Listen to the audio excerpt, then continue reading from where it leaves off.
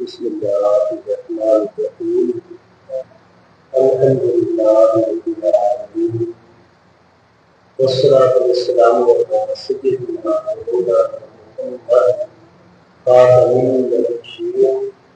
وعلی آلہ واصحابہ اجمعین۔ میرے انتہائی واجب الاسلام معزز حاضرین کرام، اللہ کریم جل شانہ کی خاص رحمت، اس کی مہربانی اور فضل و کرم سے ہم سب حضرات حضور سیدنا پیر سیال لاجپال غریب نواز قدس سرہ العزیز کے آستان تقدس نشان آستان عالیہ سیال شریف میں نماز جمعۃ المبارک کی ادائیگی کا شرف حاصل کرنے کے لیے اور اپنے مرشد کریم حضور سیدنا پیر سیال لاجپال غریب نواز کے فیض و برکات حاصل کرنے کے لیے حاضر ہیں۔ رب کریم جل شانہ اپنی بارگاہ اقدس میں ہم سب کی یہ حاضری قبول و منظور فرمائے۔ اللہ تبارک و تعالی حضور سیدنا پیر سیال لاجپال غریب نواز کے درجات عالیہ اپنی بارگاہ اقدس میں مزید بلند سے بلند تر فرمائے۔ آپ کے فیض و برکات ہم سب کو عطا فرمائے۔ آپ کی روشن اور پاکیزہ تعلیمات پر اللہ پاک پورے خلوص دل کے ساتھ ہم سب کو عمل کرنے کی توفیق عطا فرماتا رہے، اور آپ سب حضرات دور و نزدیک سے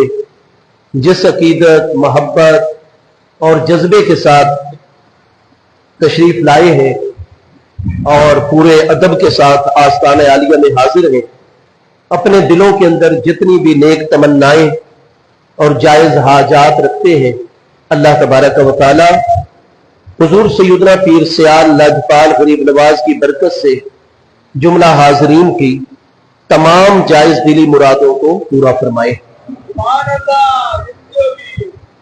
قرآن مجید فرقان حمید سورہ المائدہ کی آیت نمبر 5 میں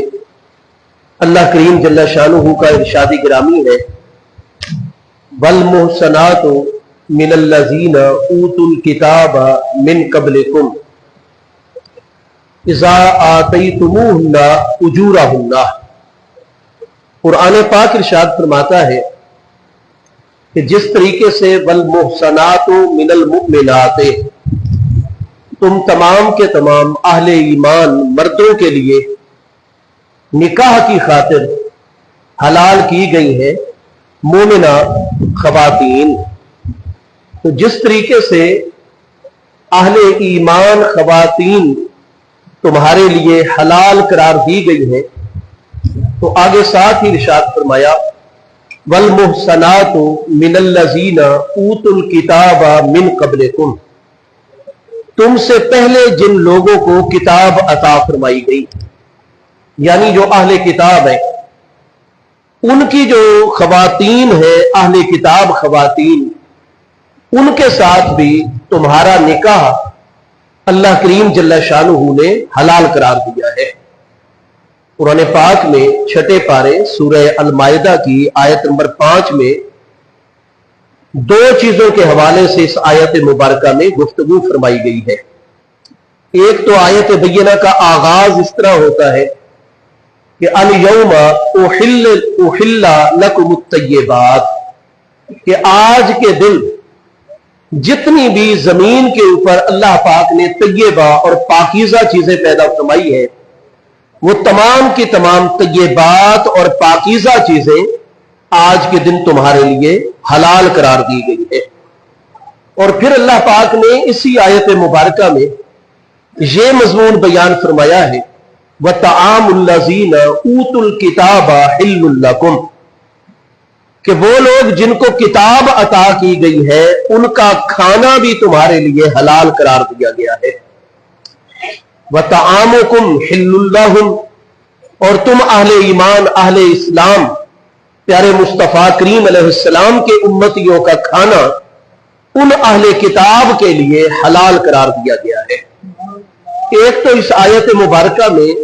اہل کتاب کا کھانا ہمارے لیے हलाल होने का यह जिक्र फरमाया गया है। और दूसरा फरमाया कि वल मुहसनात मिनल मुमिनात, मोमिना औरतें जो हैं वो भी तुम्हारे लिए हलाल हैं, जिनका पहले निकाह नहीं है, या उनका पहले किसी मर्द से निकाह हुआ फिर उन्हें तलाक हो गई, या पहला शौहर वफात पा गया, तो फरमाया फिर तुम्हारे लिए उनसे निकाह करना हलाल है। और साथ ही आगे जिक्र किया कि जैसे अहले ईमान खवातीन के साथ तुम्हारा निकाह हलाल है,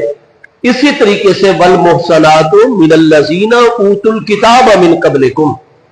तुमसे पहले जिन लोगों को किताब अता फरमाई गई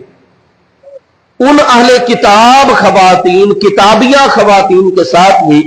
तुम्हारा निकाह हलाल करार दे दिया गया है। इज़ा आतैतुमूहुन्ना उजूरहुन्ना, जब तुम उनके हक़्क़े महर उनको अदा कर दो। तो अलगरज इस आयत मुबारका के अंदर अहले किताब का खाना हमारे लिए हलाल करार दिया गया है। लेकिन आप सबके इल्म में होगा कि अहले किताब जो कुछ भी पकाएं वो हमारे लिए हलाल हो, ऐसा हरगिज नहीं है, बल्कि कुछ शर्तें जो है वो दीन इस्लाम ने जिक्र की हैं। पहले तो यह बात वाज़ेह हो जाए कि अहले किताब कौन है। तो इस वक्त रुए जमीन के ऊपर इंसानों के अंदर इस्लाम की खास इस्तिलाह में, इस्लाम की टर्म और टर्मिनोलॉजी में नंबर एक यहूद जो है ये अहले किताब है, क्योंकि हुजूर सैयदना मूसा अला नबीना व अलैहिस्सलाम की ये उम्मत है, उनका कलमा पढ़ते हैं। अगरचे उन पर नाज़िल होने वाली किताब तौरात मुकद्दस को ये बड़ी हद तक तब्दील कर चुके हैं, उनमें कमी बेशी कर चुके हैं। इसी तरीके से मूसा अलैहिस्सलाम की रोशन और मुनव्वर बरहक तालीमात को भी बहुत हद तक ये मसख कर चुके हैं और तब्दील कर चुके हैं, लेकिन है मूसा अलैहिस्सलाम के उम्मती और तौरात मुकद्दस को ये मानते हैं। तो नंबर एक ये यहूद जितने भी हैं रुए जमीन पर, इनको कुरान पाक अहले किताब करार देता है, दीन इस्लाम अहले किताब करार देता है। और दूसरे हैं नसारा, जिनको हम ईसाई कहते हैं, जो कि हुजूर सैयदना ईसा इब्ने मरियम अला नबीना व अलैहिस्सलाम के उम्मती हैं, उनका कलमा पढ़ते हैं। और हजरत सैयदना ईसा अलैहिस्सलाम पर नाज़िल होने वाली किताब जो है इंजील मुकद्दस, जिसको वो बाइबल कहते हैं, उसको चूंकि वो मानते हैं, अगरचे उन लोगों ने बाइबल मुकद्दस के अंदर भी बड़ी तहरीफात और तब्दीलियां की हुई है। हजरत सैयदना ईसा अलैहिस्सलाम के बरहक दीन तौहीद को उन्होंने तसलीस के अंदर या सलवियत के अंदर जो है वो तब्दील कर दिया है। इसी तरीके से ईसा अलैहिस्सलाम की रोशन तालीमात को भी बड़ी हद तक उन्होंने मसख कर दिया है, लेकिन कुरान पाक ने उनको अहले किताब करार दिया। तो फरमाया यहूदी हो या ईसाई, ये अहले किताब हैं ये भी कुफ्फार और मुशरिकीन। मौजूदा दौर के जितने भी ईसाई हैं, यहूदी हैं, उनके अकायद दुरुस्त नहीं है। कुरान मजीद फुरकान हमीद में ईसाइयों के मुतल्लिक मौजूद है, वकालतिन नसारा ईसा इब्न मरियम, कि जो नसारा है उन्होंने ये कहा कि हजरत मसीह ईसा बिन मरियम अलैहिस्सलाम इब्नुल्लाह है, वो अल्लाह के बेटे। तो ईसा अलैहिस्सलाम की ज़ाते बाबरकात को ईसाई जो है वो अल्लाह पाक का बेटा करार देते हैं। एक उनका गुरु ऐसा है जो बराह रास्त हजरत ईसा अलैहिस्सलाम को अल्लाह करार दे देता है। कुरान पाक सूरह अल माइदा में ही इरशाद फरमा रहा है, लक़द कफ़र अल्लज़ीना क़ालू इन्नल्लाह हुवल मसीह इब्नु मरियम, कि यकीनी तौर पर वो लोग काफिर हो चुके जिन्होंने ये कहा कि अल्लाह वो तो ईसा बिन मरियम अलैहिस्सलाम है। तो कई ईसाई और नसारा ऐसे हैं जो बराह रास्त हजरत ईसा अलैहिस्सलाम को अल्लाह करार दे देते हैं, लिहाजा वो मुशरिक हैं। इसी तरीके से जो हजरत ईसा अलैहिस्सलाम को अल्लाह का बेटा करार देते हैं, वो भी मुशरिक और काफिर हैं। और दीगर भी उनके कुफर के बहुत सारे असबाब मौजूद हैं। इसी तरह यहूदियों के मुतल्लिक भी कुरान पाक में वाज़े तौर पर मौजूद है, वकालतुल यहूदो उज़ैर इब्नुल्लाह, कि यहूद ने कहा कि हजरत उज़ैर अलैहिस्सलाम वो अल्लाह के बेटे हैं।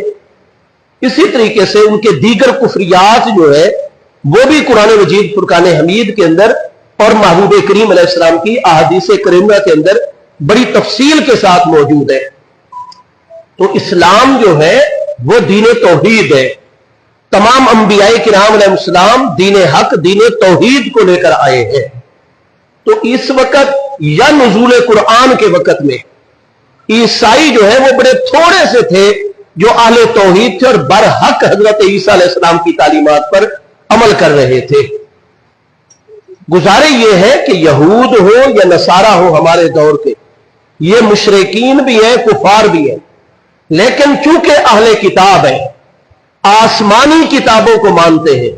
अल्लाह करीम की ज़ात बाबरकात को मानते हैं, क़यामत को मानते हैं, हशर नशर पुल सिरात जन्नत दोज़ख और इन चीजों को जो है वो तस्लीम करते हैं। बहुत सारी तालीमात उन्होंने मसख कर दी है, लेकिन बहुत सारी तालीमात को वो कायम भी रखे हुए हैं। अलगरज है वो कुफार मुशरिकीन की कैटेगरी में, लेकिन बाकी काफिर और मुशरिकीन की कैटेगरी में नहीं, बल्कि चूंकि आसमानी हिदायत को मानते हैं लिहाजा उन्हें इस्लाम ने अहले किताब कुफार करार दिया है, अहले किताब मुशरिकीन करार दिया है। तो चूंकि ये अहले किताब कुफार है, अहले किताब मुशरिकीन है, तो इनका हुक्म दूसरे मुशरिकीन और दूसरे गैर अहले किताब कुफार वाला नहीं है। चंद मसाइल में इनके साथ अल्लाह और उसके प्यारे महबूब नबी अलैहिस्सलाम ने नरमी का हमें दर्स दिया है। और उन चीजों में से एक चीज ये भी है जो आज हम गुफ्तगू कर रहे हैं सूरह अल माइदा की आयत नंबर 5 की रोशनी में कि ताआमुल लज़ीना ऊतुल किताबा हिल्लुल लकुम, जिन लोगों को तुमसे पहले किताब अता फरमाई गई है, यानी वो यहूदी हो या ईसाई हो, उनका खाना जो है वो तुम्हारे लिए हलाल करार दिया गया है, लेकिन मुतलकन हलाल नहीं है, शर्तों के साथ मशरूत है। लेकिन इस्लाम के अंदर चूंकि वो नजसुल ऐन नहीं है, लिहाजा खुश्क, हाँ अगर उसको इतना दौड़ के आया है कुत्ता कि पसीने के साथ शराबूर है और जिस्म उसका गीला हो गया, या कहीं पानी में बैठने की वजह से उसका जिस्म गीला हो गया, तो अब आप उससे मुकम्मल तौर पर दूर रहेंगे और मुकम्मल तौर पर परहेज करेंगे, क्योंकि वो नजसुल ऐन है। लिहाजा कुत्ता हो चाहे कोई भी हराम जानवर जो नजसुल ऐन ना हो, तो अल-इहाब व इज़ाब हो गया। जब भी खाल को दबागत दे दी जाती है, किस तरह उस पर नमक लगाया जाता है, धूप में खुश्क किया जाता है, कितने उसके ऊपर जनाब केमिकल्स लगा दिए जाते हैं कि मुकम्मल तौर पर उसका पानी जो है वो अपने आखिरी जर्रे के साथ भी मुकम्मल तौर पर गुजर जाता है। उसकी सारी की सारी आलाइशें जो है वो सिरे से ही उसकी जिल्द में से, खाल में से इस तरह निकल जाती है कि पीछे सिवाय चमड़े के कोई चीज बाकी नहीं रहती। तो अब जब कितनी तबाकत उसको कर दी गई और खाल सत्तन कि अगर आप उसका कीमियाई तज्जिया करवाएं तो सिवाय खाल के कोई चीज भी नहीं निकलेगी, या खाल बर्बाद हो गए, कोई रतूबात में से कुछ भी उसमें से बराबर बिल्कुल नहीं होगा, और खाल सत्तन वो चमड़ा और उसके बाल ऊपर रह गए। तो अब महबूब अलैहिस्सलाम फरमाते हैं ताहुरा, अब ये खाल पाक हो गई है तबादत के बाद, आप इसको अपने मुख्तलिफ उमूर, जूते बनवाने हो, बैग बनवाने हो, आपने तकिए की जनाब कमर बनवाना हो, मुख्तलिफ चीज़ें जो इस्तेमाल की पहले बनाई जाती थी, तो ये इस्लाम में रियायत रख दी गई, क्योंकि जो बिल्कुल बर्रे आज़म अंडारे नबीका के कुछ सरहदी इलाकों में रहने वाले लोग हैं, रशिया और रूस में, जहाँ इतनी शदीद सर्दी होती है कि कितने दर्जे माइनस और मनफी तक दर्जा हरारत चला जाता है, तो वहाँ उन लोगों को चूँकि टोपियाँ बड़ी गर्म चाहिए होती है, वरना तो वो हलाक हो जाएंगे, उनको लिबास बड़ा गर्म चाहिए, और इतने गर्म लिबास महंगे महंगे वो दुनिया से कहाँ खरीदे, गरीब लोग भी वहाँ होते हैं जिनको टाइम गुजारना बड़ा मुश्किल होता है। तो इस्लाम ने उनके लिए रियायत दे दी कि चूंकि वो बर्फानी इलाके के रीछ और बर्फानी इलाके के कुत्ते और बर्फानी इलाके के जानवर जो है, तो भाई वो जब उनको तुम सभा कर लोगे और उनका खून बह जाएगा, खाल उतार लोगे एहतियात से, और जब उसको इस तरह दबाकत दो देंगे کہ وہ ساری رطوبات اس کی نکل جائے گی اور خالص تن جلد اور چمڑا ہی محض رہ جائے گا، تو ہم اس کی ٹوپی بنا سکتے ہو، اس کا کوٹ بنا سکتے ہو، اس کو اپنے اوپر پہن کے سردی سے اپنے آپ کو بچاؤ۔ تو انہی علاقوں میں ہم تو کتنے ترقی یافتہ علاقوں کے لوگ ہیں، کتنے وسائل ہیں ہمارے پاس، تو یہ اسلام تو چونکہ پوری انسانیت کا دین ہے نا، آفاقی مذہب ہے، زمین کے اس کنارے سے لے کر اس کنارے تک کے لیے تعلیمات لے کر آیا ہے، تو صرف ایک خطے اور علاقے کے لوگوں کو تو نہیں اسلام نے مد نظر رکھنا، تمام کی تمام روئے زمین کے انسانوں کو مد نظر رکھنا ہے۔ تو وہی ایسے علاقے ہیں جہاں سردی ہی سردی پڑتی ہے، تو وہاں پھر جانور اس ماحول کے ہوتے ہیں، ان کی کھال، بڑے بڑے بال، وہ سردی سے بچاؤ کا ذریعہ بن جاتے ہیں۔ تو یہ اسلام دین رحمت ہے کہ انسان کی اس بنیادی ترین ان ٹھنڈے یک بستہ علاقوں کے لوگوں کی ضروریات کو اللہ پاک نے مد نظر رکھا اور دین اسلام کے اندر اس حوالے سے یہ نرمی دے دی۔ تو ہمارے فقہائے احناف میں اس بات پر کسی قسم کا کوئی اختلاف نہیں کہ صحیح مسلم شریف، جامع ترمذی، مسند احمد اور یہ حدیث امام بخاری علیہ رحمت کی اعلیٰ ترین شرائط کے اوپر حدیث صحیح ہے کہ جب کھال جو ہوتی ہے آپ اس کو مکمل طباقت دے دی جاتی ہے تو اس کے بعد وہ طاہر ہو جاتی ہے اور پاک ہو جاتی ہے۔ لیکن حلال جانور کی کھال کے تو پاک ہونے میں کوئی شک اور شبہ ہو ہی نہیں سکتا، حرام جانور بھی اس کی کھال کے بھی جب طباقت دے دی جائے گی بالکل پاک اور قابل استعمال ہو جائے گی۔ شرط یہ ہے کہ وہ جانور حرام جو ہے وہ نجس العین نہیں ہونا چاہیے۔ اب خنزیر جو ہے، سور جو ہے، وہ نجس العین ہے، اس کا بال بھی نجس اور ناپاک، اس کی مکمل طور پر کھال بھی نجس اور ناپاک، اس کی ہڈی بھی نجس اور ناپاک، اس کا لہو اور خون بھی نجس اور ناپاک، اس کا گوشت بھی، اس کے اعصاب، پٹھے، تو وہی اس کی جو کروڑ مرتبہ بالفرض اس کی طباقت دے دی جائے کھال کو، وہ نجس ہی نجس رہے گا کیونکہ وہ بالکل نجس العین ہے۔ تو نجس العین بھی ہے، حرام ترین ہے، اس کا حرام ہونا قطعی ہے قرآن پاک کے اندر۔ جو کہے کہ سور حرام نہیں ہے یا سور نجس نہیں ہے وہ بندہ مومن نہیں رہے گا، کافر ہو جائے گا، کیونکہ دلائل قطعیہ کے ساتھ خنزیر اور سور کی حرمت جو ہے وہ ثابت ہے، حرام ہونا ثابت ہے۔ تو اب کوئی یہودیوں کے نزدیک تو حلال ہے، بڑا اعلیٰ کھانا ہے، عیسائیوں کے نزدیک تو حلال ہے، حالانکہ نہ موسیٰ علیہ السلام کے نزدیک حلال تھا نہ عیسیٰ علیہ السلام کے نزدیک یہ حلال ہے، لیکن انہوں نے تعلیمات کو مسخ کر دیا ہے اور ان کے نزدیک اس وقت سور جو ہے وہ حلال ہے۔ تو اگر کوئی یہودی اور عیسائی سور پکا کر کسی مسلمان کے آگے رکھ دے تو کیا اہل کتاب کا کھانا جناب حلال ہے وہ کھا رہے اس کو؟ نہیں بھائی، سور کی حرمت قرآن سے الگ سے ثابت ہو چکی ہے۔ اسی طرح ایک نمبر یہ ہے کہ وہ اگر سبزی پکائیں، دال پکائیں، اس طرح کی چیزیں جو گوشت کی مصنوعات سے ہٹ کر ہے تو وہ دال سبزی بھی پاک ہونی چاہیے، اس کے اندر جو گھی ڈالا جائے وہ بھی پاک ہونا چاہیے، وہ کسی حرام نجس ذریعے سے حاصل نہ ہو۔ الگ الگ جو چیزیں بھی اس میں مسالہ جات شامل ہوئے ہیں، جو کچھ بھی شامل ہوئے، وہ ساری چیزیں کھانے کے اجزاء ہمارے نزدیک پاک اور حلال ہونے چاہیے۔ اگر انہوں نے ایک حرام چیز بھی اس میں ڈال دی وہ سارا کھانا حرام ہو جائے گا، وہی کھائیں گے ہم مسلمانوں کے لیے حلال نہیں رہے گا۔ اور اگر وہ گوشت پکا کر ہمارے آگے رکھیں تو حلال جانور کا بے شک گوشت ہو،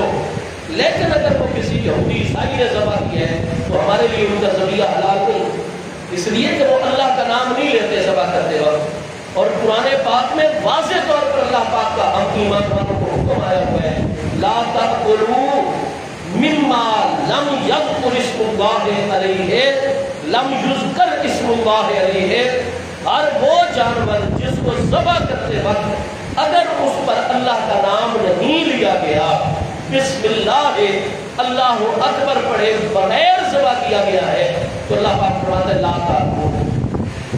ایسے چوپائے اور ایسے حلال جانور کا گوشت بھی نہ کھانا جس پر بوقت ذبح اللہ کا نام نہ لیا گیا ہو۔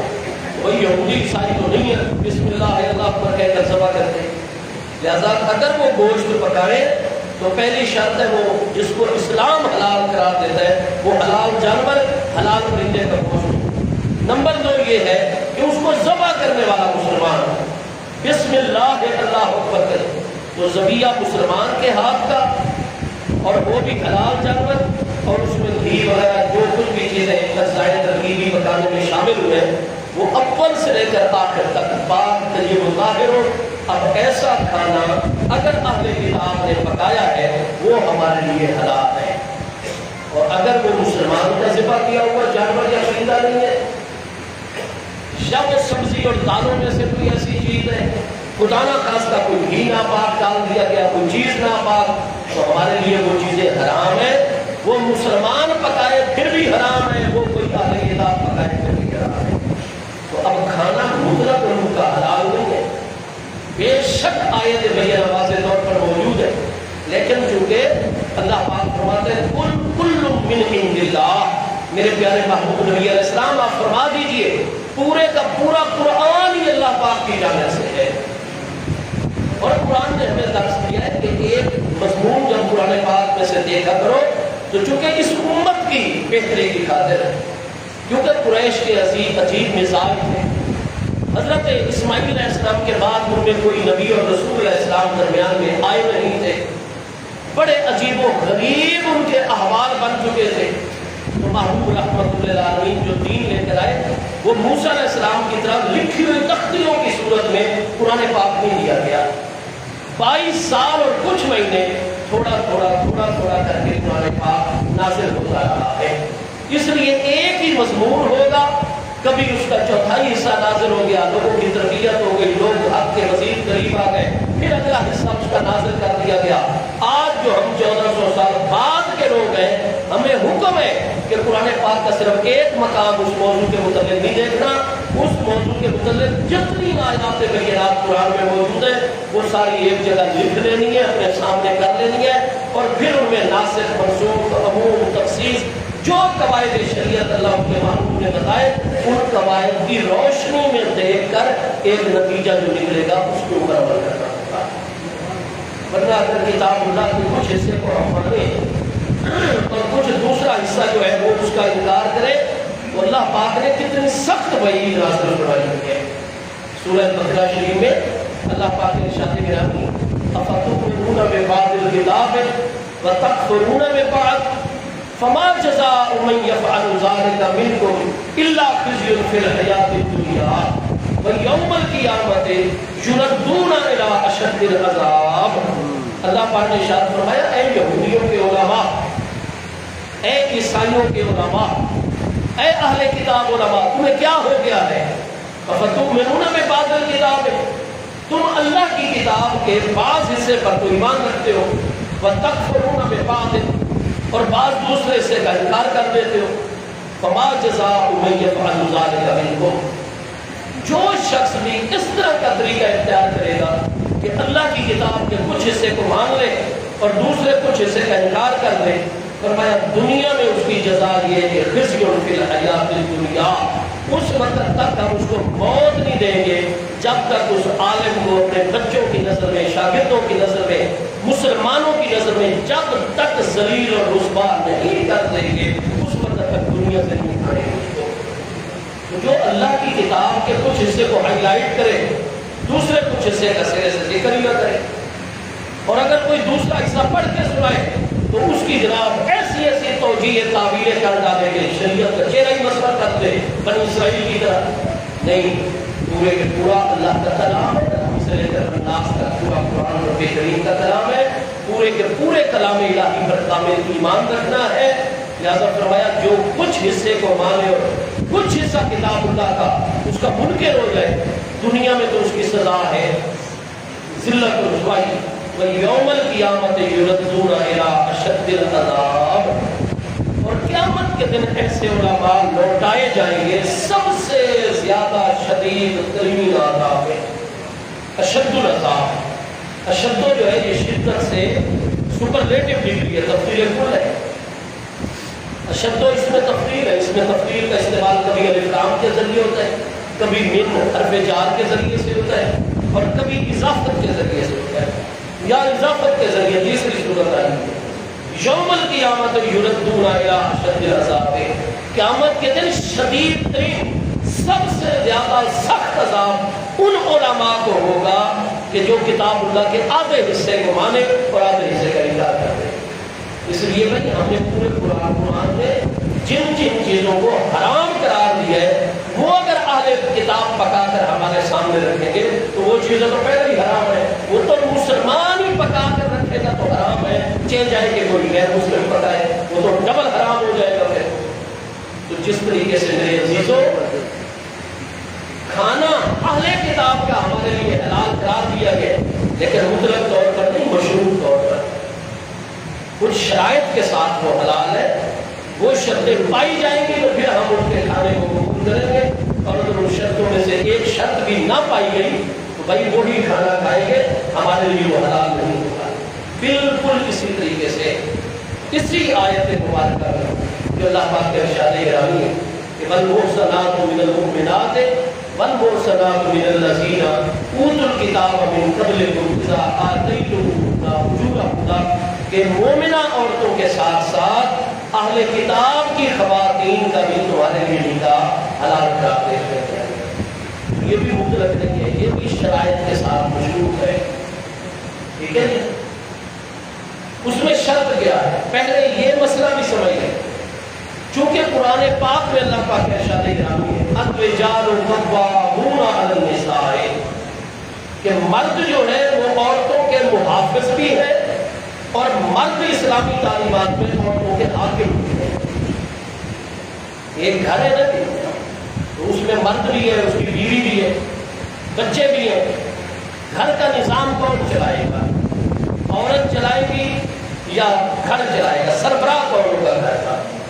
تو ایک اتنی بڑی ریاست میں ایٹ اے ٹائم دو وزیر اعظم نہیں ہو سکتے، دو صدر نہیں ہو سکتے، ورنہ کسی نہ کسی مسئلے میں ٹکرا جائیں گے اور برابر کی پاور کو جب یوز کریں گے تو جناب ملک کی تباہی کے سوا کوئی صورت ہی نہیں کر سکتے۔ قرآن پاک نے اسی کو دلیل تمانوں کو ہی تو اپنے توحید کی دلیل قرار دیا ہے، قرآن پاک میں واضح طور پر موجود ہے۔ لو کان فیہما آلہۃ الا اللہ لفسدتا، قرآن پاک ارشاد فرماتا ہے اللہ ایک ہے، تم دیکھتے نہیں ہو کیسے کائنات کا نظام جو ہے مربوط طریقے سے چل رہا ہے، بڑے منظم طریقے سے۔ لو کان فیہما آلہۃ الا اللہ، اگر اللہ کے علاوہ کئی دوسرے خدا بھی موجود ہوتے لفسدتا، تو یہ زمین و آسمان اور جو کوئی زمین و آسمان میں سارے کا سارا تباہ ہو جاتا۔ فرمایا بہت سارے خداؤں کے مقابلے میں صرف دو بھی اگر خدا ہوتے نا ایک وقت میں، تو ایک خدا کبھی نہ کبھی کہہ دیتا کہ کتنے کروڑ سال سے جناب سورج مشرق کی طرف سے طلوع ہو رہا ہے، آج میں خدا اپنے جناب قدرت کا جلوہ دکھاتا ہوں اور آج سورج مغرب سے طلوع ہوتا۔ اور پہلے والا خدا کہتے ہیں کروڑوں سال سے میں اس کو ادھر سے طلوع کر رہا ہوں، مشرق سے طلوع ہوگا۔ اب دوسرا کہ نہیں یہ مغرب سے طلوع ہوگا۔ جو ہار جائے گا وہ عاجز آ گیا، اور عاجز تو خدا ہو ہی نہیں سکتا۔ دوسرے کی پیروی کرنے والا، اتباع کرنے والا وہ خدا کیسے ہو سکتا ہے؟ یہ تو شان خدابندی کے خلاف ہے۔ تو یقیناً پھر دونوں اپنی اپنی قدرت کو ٹکرائیں گے۔ تو قرآن فرماتا ہے فاسدتا، جیسے دو خداؤں کا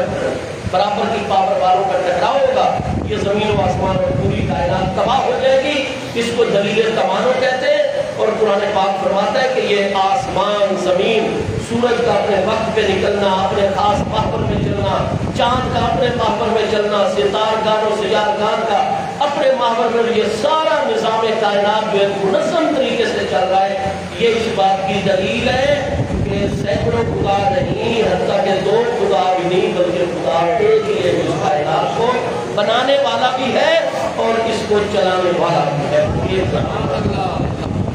ٹھیک ہے جی؟ تو بھائی اب گھر کے اندر بھی اگر آپ برابر پاور کے دو سربراہ بنا دیں تو تھوڑے عرصے بعد کسی نہ کسی مسئلے میں تو اختلاف ہو جائے گا۔ ٹھیک ہے، ہمارے وزیر اعظم صاحب اور ہماری اسٹیبلشمنٹ اور ڈیپ اسٹیٹ ٹکرا جاتی ہے۔ وزیر اعظم بار بار کہہ رہا ہوتا ہے ہم ایک پیج پر ہیں، ایک پیج پر ہیں، ایک پیج پر ہیں، اور چند دنوں بعد پیج ہٹ جاتا ہے اور وزیر اعظم جیل کی ہوا کھا رہا ہوتا ہے۔ ٹھیک ہے بھائی، مطلب یہ کہ جو پاور کا معاملہ آ گیا نا، تو اسلام نے انسانی زندگی میں استحکام کرنے کے لیے سربراہ جو ہے وہ ایک مقرر ہوتا ہے مرد. بڑے بان نے ارشاد فرمایا الرجال قوامون علی النساء، مرد عورتوں کے محافظ بھی ہیں. اگر وہ خواتین کی حفاظت نہیں کرتے تو وہ اپنا فطرتی اور خلقی جو مقصد ہے اس کو پورا نہیں کرتے. تو مرد کو بڑی قربانیاں بھی دینے کے لیے تیار رہنا چاہیے، اس کو مضبوط بھی رہنا چاہیے، اور اس کو ایسی پلاننگ کرنی چاہیے کہ خواتین کی مکمل طور پر وہ معاشرے میں اپنی بیوی کی حفاظت کریں، اپنی والدہ کی حفاظت کریں، اپنی بیٹیوں کی حفاظت کریں، اپنی بہنوں کی حفاظت کریں. تو جو بھی ان کے متعلقہ خواتین آ گئی ہے، تمام کی حفاظت ان کی ذمہ داری اور دیگر خواتین کا احترام جو ہے وہ ان کے اوپر اسلام نے لازم قرار دیا ہے. اور جہاں محافظ ہے، محافظ کے ساتھ ساتھ جو ہے تو وہ سربراہ بھی ہے، قوام ہے، گھر کا جناب نظام کو قائم کرنے والا ہے. اب چونکہ عورت جو ہے وہ اپنے شوہر کے ماتحت اسلام میں قرار دیتی ہے. اسلام کی نورانی تعلیم ایسی ہے بالکل فطرت کے تقاضوں کے مطابق. اس لیے بھائی اگر میاں بیوی اکٹھے سفر کر رہے ہو اور کہیں وہ جاتے ہیں اور سفر ان کا 99 کلومیٹر سے زیادہ ہے تو عورت بے شک اعلان کر دے کہ بھائی ہم نے تو 15 دن یا 17 دن یہاں قیام کرنا ہے، لہذا میں تو بھائی پوری نماز پڑھوں گی. لیکن پوچھا جائے گا اس کے شوہر سے، کیونکہ عورت کے ارادے کا اعتبار نہیں. ہاں اگر اس کا ہسبینڈ اور شوہر کہہ دیتے ہیں کہ ہم نے 15 دن یا اس سے زیادہ کا قیام کرنا ہے، بالکل پوری نماز پڑھیں گے، عورت بھی پوری نماز پڑھے گی. لیکن اگر شوہر کہے کہ میرا 15 دن کا یا اس سے زیادہ کا کوئی ارادہ نہیں، میرا تو بھائی ہفتے بھر کا ارادہ ہے، جیسے میرا کام ہو جائے گا فوراً واپس. عورت بے شک اعلان کرتے کہ ہم نے 17 دن رہنا ہے، عورت قصر نماز پڑھے گی کیونکہ اس کے شوہر کے تابع ہے وہ اسلام کی نظر میں. ارادہ شوہر کا دیکھا جائے گا، بیوی کا ارادہ نہیں دیکھا جائے گا. وہ کہتا ہے ہم تو ہفتے کے بعد چلے جائیں گے، لہذا شوہر بھی قصر نماز پڑھے گا، عورت بھی قصر نماز پڑھے گی. تو ان معاملات میں اعتبار شوہر کا ہی ہوتا ہے. اس لیے بھائی مسلمان مرد کی شادی جو ہے نا وہ تو اہل کتاب خاتون کے ساتھ ہو سکتی ہے، لیکن اگر وہ شرائط جو میں بتانے والا ہوں وہ اگر شرعی طور پر پائی جائے گی. مسلمان مرد کا نکاح اہل کتاب یہودیہ اور عیسائیہ عورت سے شرائط کے ساتھ ہو سکتا ہے، لیکن کوئی مسلمان خاتون، مومنہ خاتون، نبی پاک علیہ السلام کا کلمہ پڑھنے والی اور نبی علیہ السلام کی امت میں اپنے آپ کو قرار دینے والی، اس کا کسی بھی غیر مسلم، چاہے وہ اہل کتاب غیر مسلم ہے، چاہے وہ غیر اہل کتاب غیر مسلم ہے، مسلمان عورت کا سوائے مسلمان کے، سوائے مومن کے کسی کے ساتھ نکاح نہیں ہوتا. مسلمان عورت کو شریعت طاہرہ یہ اختیار نہیں دیتی کہ وہ کسی یہودی کے ساتھ نکاح کر دے، کسی عیسائی کے ساتھ نکاح کر دے، کسی ہندو کے ساتھ، کسی پارسی کے ساتھ، کسی مجوسی کے ساتھ، کسی بدھ مت کے ساتھ، کسی ملحد اور اللہ تعالیٰ کو ہی نام ماننے والے کے ساتھ نہیں. مومنہ عورت کا نکاح ہوگا تو صرف اور صرف مومن مرد کے ساتھ ہوگا. کیوں؟ اس لیے کہ خواتین مردوں کے زیر دست ہے، مردوں کی ماتحت ہے، اور یہ مومنہ خاتون ہے، مسلمہ خاتون ہے. اور ہمارے دین اسلام نے واضح طور پر اصول دے دیا کہ الاسلام یعلو ولا یعلی علیہ، اسلام ہی سب کے اوپر بالا دست رہتا ہے، اسلام مغلوب یا زیر دست نہیں کیا جا سکتا. اس لیے کسی بھی مسلمان عورت کا کسی غیر مسلم مرد سے، چاہے وہ کتابی ہو چاہے غیر کتابی ہو، مومنہ خاتون اور مسلمہ خاتون کا کسی بھی غیر مسلم مرد سے نکاح نہیں ہو سکتا. وہ اسلام کو کسی دوسرے مذہب یا لا مذہب کے مقابلے میں مغلوب نہیں کر سکتی. نکاح ہو ہی نہیں سکتا، منعقد ہی نہیں ہوگا، اور یہ حرام کاری ہوگی اور ریاست فوراً حرکت میں آئے گی اور ایسی مسلمان عورت کو پکڑے گی اور اس کو شریعت طاہرہ کے مطابق قرار واقعی سزا دے گی اور دارالاسلام کے اندر اس پر پابندیاں عائد کر کے اس کو یہاں اپنے طریقے پر زندگی گزارنے کے احکامات دے گی اور اس پر نظر رکھے گی. تو الغرض مسلمان مرد، کیونکہ مرد بالا دست ہے، قوام ہے، محافظ بھی ہے، حاکم بھی ہے اور مومن ہے. الاسلام یعلو ولا یعلی علیہ، مرد کے تحت اگر کوئی کتابیہ عورت آ جائے گی تو اسلام یہ کہتا ہے کہ اسلام مغلوب نہیں ہوگا، اسلام تو اسی طرح بالادست رہے گا۔ لہذا مومن مرد مسلمان مرد کا نکاح قرآن پاک سورہ المائدہ کی آیت نمبر 5 میں قرار دے رہا ہے کہ نکاح ہو سکتا ہے، لیکن شرط کے ساتھ مشروط ہے۔ اور اس میں پہلی شرط یہ ہے کہ وہ عورت اور اس عورت کا گھرانہ وہ آدھا نبی پاک علیہ السلام کی توہین کرنے والا نہ ہو، یہ پہلی شرط ہے۔ اگر وہ اللہ پاک کی، نبی پاک علیہ السلام کی، انبیاء کرام علیہ السلام کی، قرآن پاک کی توہین کرنے والا گھرانہ ہے، ہماری رشتہ داری ان کے ساتھ ہو ہی نہیں سکتی۔ وہ تو ریاست اسلامی کے باشندے ہوں گے تو واجب القتل ہوں گے۔ بھائی قرآن پاک 28واں پارہ سورہ المجادلہ آخری آیت مبارکہ 22 آیتیں ہیں سورہ المجادلہ کی، 28ویں پارے سورہ المجادلہ کی آخری آیت نمبر 22 میں اللہ پاک کا ارشاد گرامی ہے، لا تجد قوما یؤمنون باللہ والیوم الآخر یوادون من حاد اللہ ورسولہ